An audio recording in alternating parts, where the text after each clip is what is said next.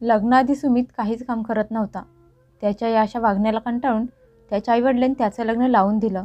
म्हणजे बायको आल्यावर तरी तो सुधारेल, काम करायला सुरुवात करेल. लग्नानंतर त्याच्या बायकोने मीराने गरिबीला कंटाळून तिची दागिने विकून नवऱ्याला चालवण्यासाठी रिक्षा घेऊन दिली.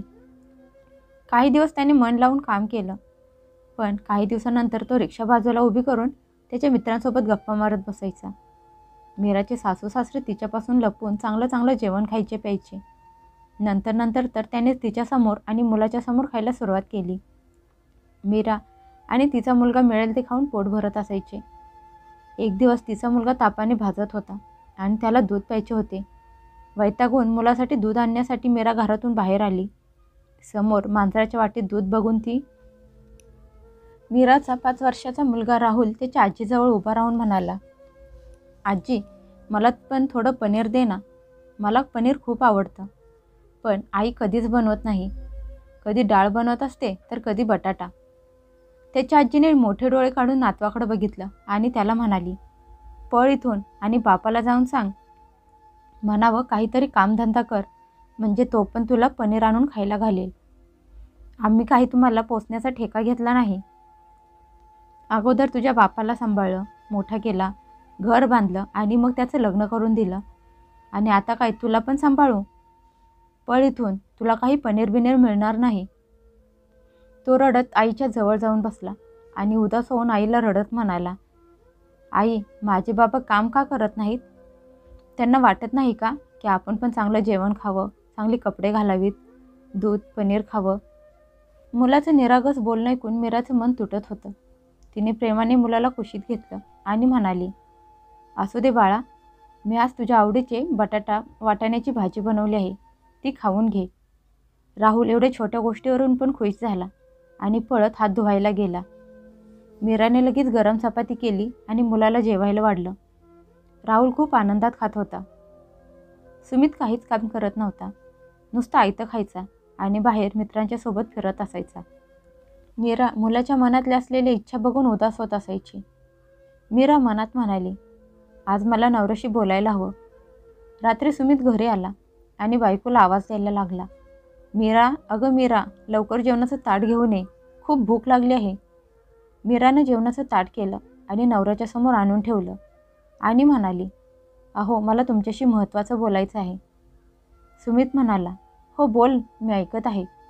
आज भाजी खूप छान बनवली आहेस, असं म्हणत तो जेवायला लागला. मीरा म्हणाली, मी विचार करत आहे की माझे दागिने आहेत ते विकून तुम्हाला काहीतरी मदत करावी, म्हणजे घरातली गरिबी संपेल. राहुल रडत असतो, दुसऱ्या मुलांसारखं चांगलं खायला प्यायला मागतो. आता तो मोठा होत आहे, मी प्रत्येक वेळी त्याला टाळू शकत नाही. बायकोचं बोलणं ऐकून सुमित विचार करत तिच्याकडे बघायला लागला. ठीक आहे, दागिने विकून मला एक रिक्षा घेऊन दे. आजकाल रिक्षा चालवून खूप पैसा मिळत आहे. हे ऐकून मीराने दागिने विकून नवऱ्याला रिक्षा विकत घेऊन दिली. रिक्षा घेतल्या सुमित मन लावून रिक्षा चालवायला लागला. पैसे यायला लागले, तसं घरात चांगले चांगले खायला प्यायला यायला लागले. मुलाला दूध पनीर खायला मिळायला लागले. राहुल पण खुश राहत होता. रोज झोपताना दूध पिऊन झोपत असायचा. जसा सुमित कमवायला लागला, त्याच्या आईवडील पण सुनेसोबत नातवासोबत प्रेमाने बोलायला लागले. पहिले जेव्हा बाहेरून चांगलं खायला आणायचे तेव्हा त्या सगळ्यांपासून लपवून खात असायचे. मीरा फक्त घरातली कामवाली बनून राहिली होती. सासू पनीर घेऊन आली तर मीरा त्यांना बनवून द्यायची. मग तिचे सासू सासरे दोघी मिळून सगळं चाटून पुसून खात असायचे. पण नातवाला एक घाससुद्धा द्यायचे नाहीत किंवा कधी बोलले नाहीत की सुनबाई, तुला आणि तुझ्या मुलाला यामधलं थोडंसं काढून घे. इथंपर्यंत की कधी त्यांनी पुढच्या पोराचा पण विचार केला नाही.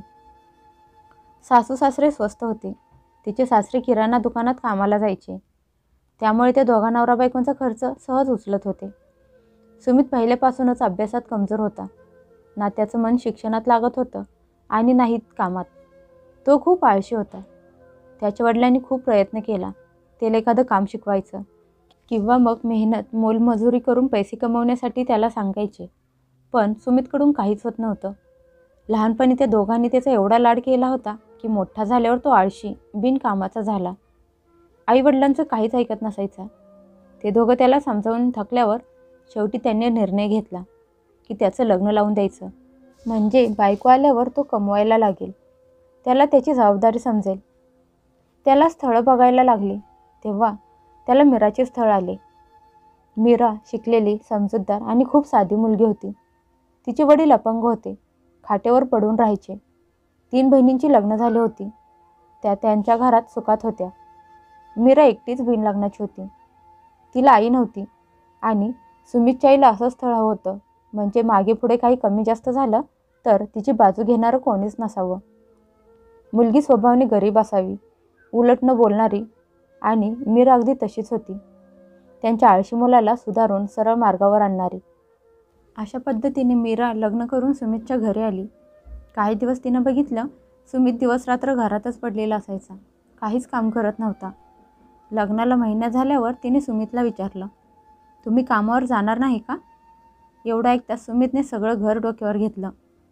मीराला म्हणाला, आजपर्यंत माझे आई वडील मला कामावर पाठवू शकले नाहीत, मग तू कोण आहेस? तुला खायला प्यायला घालायला कपडे मिळतात ना, मग गप्प बसत जा. माझ्या मागे भुणभुण करत जाऊ नकोस आणि माझ्या कामावर जायची काळजी करू नकोस. हे ऐकून मीरा गप्प बसली. तिला असं वाटलं की सुमितला अजून सुट्टीवर राहायचं असेल म्हणून तसे बोलत असतील. पण त्या बिचारीला कुठं माहीत होतं की तिचा नवरा बिनकामाचा आळशी आहे. हळूहळू मीराला सुमितबद्दल सगळं समजलं. तसं तिनं स्वतःचं डोकं पकडलं, पण आता काहीच करू शकत नव्हती, कारण त्यांचं लग्न झालं होतं आणि आता ती त्याची बायको होती. आता नाही ती हे घर सोडून जाऊ शकत होती आणि नाही त्याला काम करायला मजबूर करू शकत होती. त्यामुळे मन मारून जगायला लागली. घरात सगळे सामान, घराचा सगळा खर्च तिचा सासरा करत होता. मीरा दिवसभर घरातले सगळे काम करत असायची, सासू सासऱ्यांची सेवा करायची. त्या बदल्यात तिला आणि तिच्या नवऱ्याला 2 वेळचं जेवण आणि घरात राहायला जागा मिळाली होती. लग्नानंतरच वर्षभरात तिला गोंडस मुलगा झाला, त्यामुळे घरातला खर्च अजूनच वाढला. मुलाच्या खर्चासाठी तिला सारखं सासऱ्यांच्या पुढे हात पसरायला लागत असायचा. आता मीराचं कुटुंब वाढलं होतं, तिचा खर्च वाढला होता, त्यामुळे आता मीरा आणि तिचा मुलगा सासू सासऱ्यांवर ओझं बनायला लागले. जरी मीरा त्यांची सेवा करत होती, त्यांना प्रत्येक वस्तू हातात आणून देत होती, पण आता तिची ही सेवा सासू सासऱ्यांना महाग पडत होती. जेवढा पैसा ते मीरा आणि तिच्या मुलासाठी देत होते, तेवढ्या पैशात कामवालीचा पगार आरामात गेला असता. त्यामुळे ते आता मीराला घमंड दाखवायला लागले. सासू टोमणे मारायची, म्हणायची, एकतर तुझ्या नवऱ्याला तू ताब्यात ठेवू शकली नाहीस, आता काम करायला सांगू शकली नाहीस, पण मुलाच्या समोर खूप चांगलं वागत असायची. सुमित घरी नसायचा तेव्हा चांगलं चांगलं करून खायचे आणि मुलाच्या समोर दिखावा करायचे की आम्ही पण भाजी भाकरी खात आहोत. मुलगा जेव्हा बापाला सगळं सांगायचा तेव्हा उलट सुमित बायकोला झिटकारून म्हणायचा, तू जाणून बुजून माझ्या मुलाला त्याच्या आजी आजोबांच्या विरुद्ध करत आहेस. तुला माझ्या आईवडिलांची सेवा करायचा कंटाळा आला आहे म्हणून तू असं करत आहेस. हे ऐकून मीरा शांत बसायची. असं करून खऱ्याचं खोटं करून त्यांनी सुनेला वेगळं राहायला मजबूर केलं आणि त्याचा सगळा दोष पण तिच्यावरच ढकलून मोकळे झाले. स्वतः मुलाच्या नजरेत चांगले बनून राहिले. सुमित पण बायकोला टोमणे मारायचा, म्हणायचा, तुझ्यामुळे माझ्या आईवडिलांनी मला त्यांच्यापासून बाजूला केलं. तुला त्यांची सेवा करायची नव्हती म्हणून तुला वेगळं राहून स्वतःचा नवीन संसार सुरू करायचा होता. बिचाऱ्या मीराचं आयुष्य नरक बनवून ठेवलं होतं. काहीही अपराध न करता सगळ्यांची शिक्षा ती एकटी भोगत होती. तिच्या छोट्या मुलाला असं प्रत्येक गोष्टीसाठी तरसताना बघून खूप वाईट वाटायचं. रोजरोजच्या गरिबीला कंटाळून तिने तिचे सगळे दागिने विकून नवऱ्याला रिक्षा विकत घेऊन दिली. काही दिवस आनंदात गेल्यानंतर परत तेच हाल व्हायला लागले. सुमित रिक्षा चालवायची सोडून मित्रांशी गप्पा मारायला लागला. संध्याकाळी घरी आल्यावर बायकोला म्हणायचा, आज धंदाच झाला नाही. हे ऐकून मीरा डोकं पकडून बसायची. घरची परत तीच गरीब अवस्था झाली. मुलगा दुधासाठी खाण्यासाठी रडायला लागला. एक दिवस राहुलला खूप ताप आला. तो तापात एवढा भाजत होता की अंगाला हात लावला की चटका बसत होता. चेहरा सुकला होता. तो तापात कणत होता. आईच्या गळ्यात पडून म्हणायचा, आई थोडं दूध दे ना. हे ऐकून मीराचं काळीज तडपडून उठायचं. ती त्याला कुशीत घेऊन प्रेमानं त्याची समजूत काढत म्हणायची, थांब बाळा, आत्ता जाऊन घेऊन येते. पण तिला माहीत होतं तिच्याजवळ 1 रुपया पण नाही. मग ती मुलासाठून दूध कुठून आणणार? 2 दिवस ती स्वतः उपाशी होती. घरातलं सगळं सामान संपलं होतं. मुलं भुकेनं रडत होतं. मीरा डोळ्यातलं पाणी पुसत त्यांना फक्त आशा दाखवत होती. या सगळ्याशी सुमितचं काहीच देणं घेणं नव्हतं. तो त्याच्या आयुष्यात सुखात होता. राहुल आईला म्हणाला, आई, मला भूक लागली आहे, दूध प्यायला हवं आहे. पण मीरा मुलाची खोटी समजूत काढून म्हणायची, थांब बाळा, बाबा आता घरी दूध घेऊन येतीलच. तिला माहीत होतं की नवरा घरी आल्यावर काय बोलणार आहे ते. मीरा विचार करायला लागली की माझ्याजवळ असा कुठला आधार असता जो माझ्या मुलाची भूक, त्याची इच्छा पूर्ण करू शकला असता तर बरं झालं असतं. सुमितला घरची काहीच काळजी नव्हती. दिवसभर मित्रांच्यासोबत मजामस्ती करून रात्री मोकळा हात हलवत घरी यायचा. मीरा म्हणायची, मन लावून रिक्षा चालवली असती तर कमीत कमी मुलाला 2 वेळचं अन्न तरी खायला मिळालं असतं. पण सुमित तिला गप्प करत असायचा. तिला बोलूनच द्यायचा नाही. त्या दिवशी मुलाचा ताप बघून तिचा जीव घशात अडकला. तिने पाण्याच्या पट्ट्या ठेवून ताप कमी करण्याचा प्रयत्न केला, पण ताप कमी व्हायच्याऐवजी वाढतच गेला. आईला आवाज देऊन दूध मागत राहिला. हे ऐकून मीराच्या काळजाचे 1000 तुकडे व्हायचे. ती ढसाढसा रडत असायची. ती तरी काय करणार? तिचा नाईलाज होता. तिच्याजवळ मुलाला औषध आणायला पण पैसे नव्हते. नाही कुठला दागिना उरला होता आणि नाही कुठली अशी वस्तू जी विकून मुलासाठी औषध आणि दूध आणू शकेल. तिने एक क्षण विचार केला की सासूजवळ पैसे मागावेत. पण तिला माहीत होतं सासू पैसे देण्याऐवजी टोमणे मारेल. सासू अगोदरच तिला बोलली होती, नवऱ्याला कमवायला सांग. रात्री तर राहुल तापात जास्त भाजायला लागला. ते बघून मीराचा जीव जायला आला. ती मुलाजवळ बसून देवाकडे हात जोडून प्रार्थना करत होती की देवा, माझ्या मुलाला बरं कर.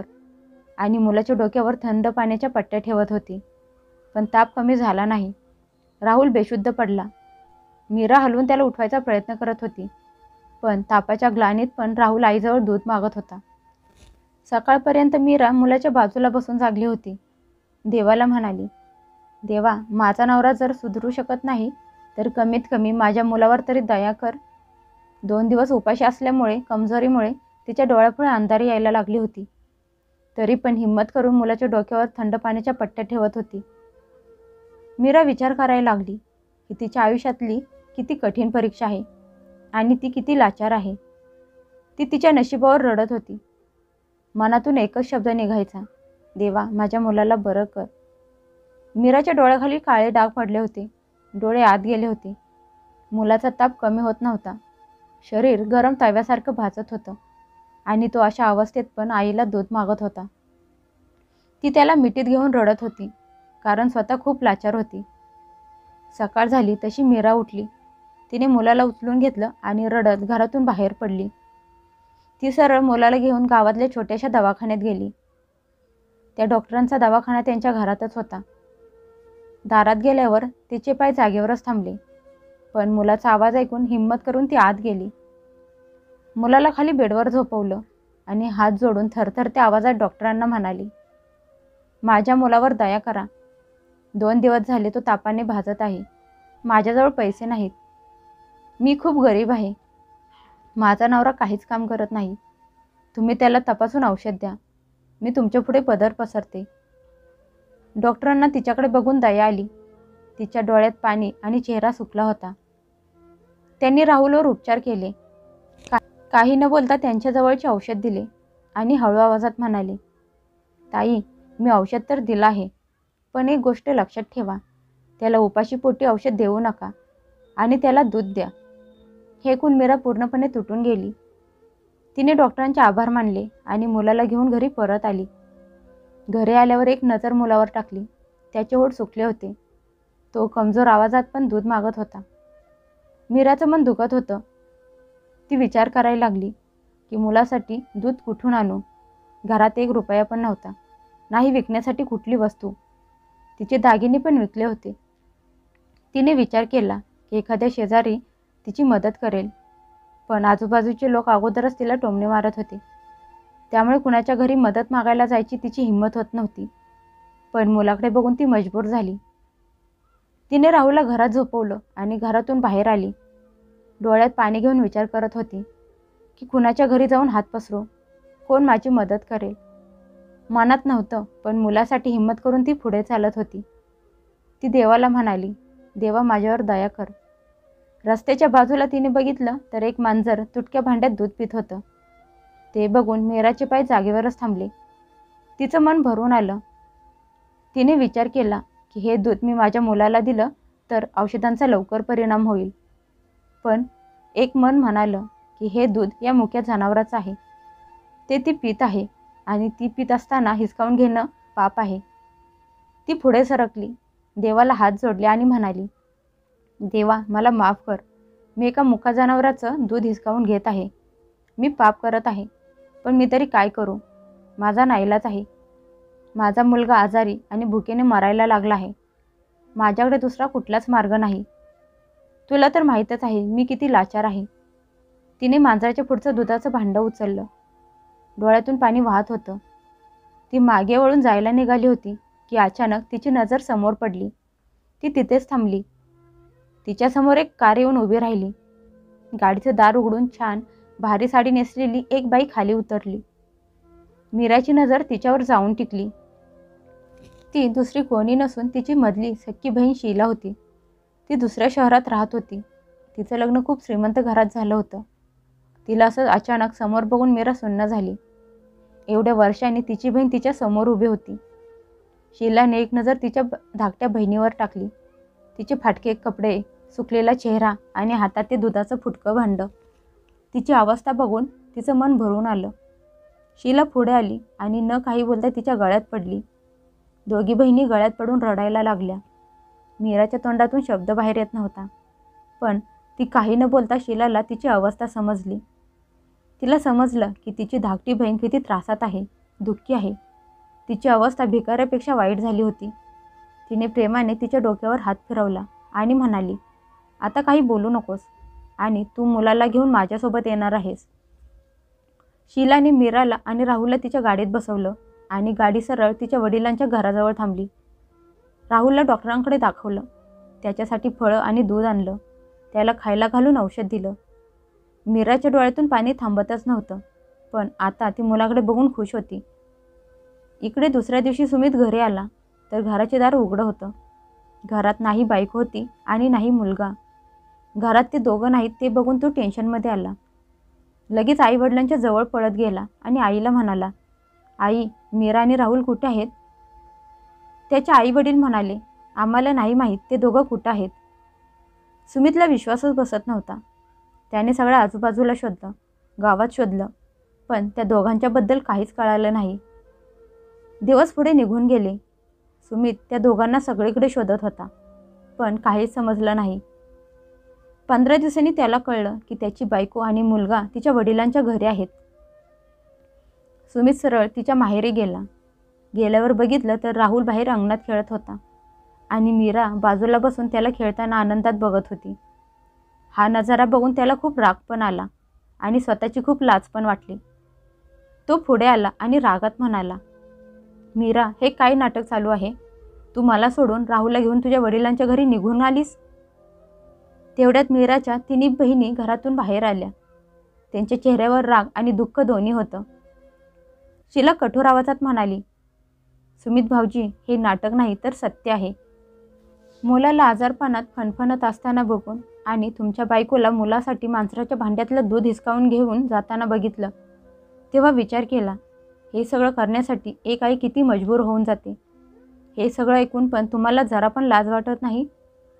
हे ऐकून सुमितने लाजेने खाली मान घातली. शीलाचं बोलणं त्याच्या मनाला लागलं. समोर मुलाचा चेहरा दिसायला लागला. त्याच्या डोळ्यात फक्त उदासी दिसत होती. त्याच्या कानात मुलाचे शब्द घुमत होते. तो नजर खाली घालून मनातल्या मनात स्वतःच्या वागण्यावर खूप शर्मिंदा होत होता. तो म्हणाला, मी चुकीचा होतो. मी कधी विचार केला नव्हता की माझा आळशीपणा, माझी काम न करण्याची सवय तुला अशा जागेवर आणून उभं करेल. त्याच्या डोळ्यात पाणी होतं. त्याने मुलाला मिठी मारली आणि बायकोला वचन दिलं की इथून पुढे तो मेहनत करेल, दोघांची काळजी घेईल, त्यांच्या सगळ्या इच्छा पूर्ण करेल. मीरा शांत उभी होती.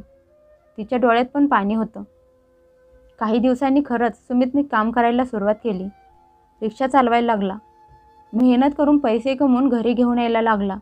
मग मीरा राहुलला घेऊन तिच्या घरी परत आली.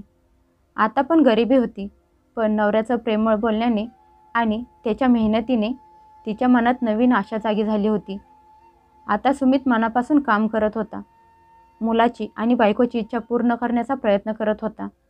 आता तो आळशी राहिला नव्हता, तर त्याला त्याच्या जबाबदारीची जाणीव झाली होती.